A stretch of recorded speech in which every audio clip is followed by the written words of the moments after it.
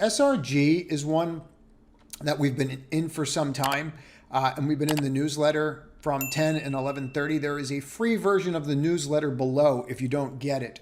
Now, why am I showing you this?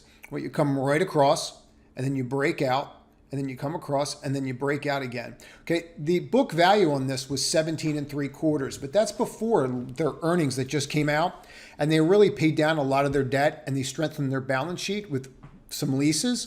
The companies said that they're trying to sell themselves, and this is when it broke out. But now they're also saying, even if we don't sell, or if we're not unable to sell ourselves, we're just going to sell off the assets. So the idea of this trading up in a market that's very weak makes a lot of sense.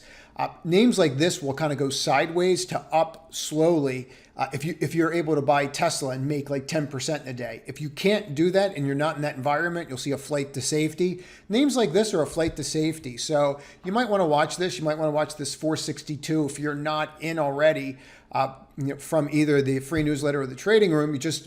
The way that I would look at it is you could probably still make a couple dollars here, and it's definitely something that I would keep an eye on. So if you like this clip, click on the left to watch another one, or if you want to see the entire video, click on the right.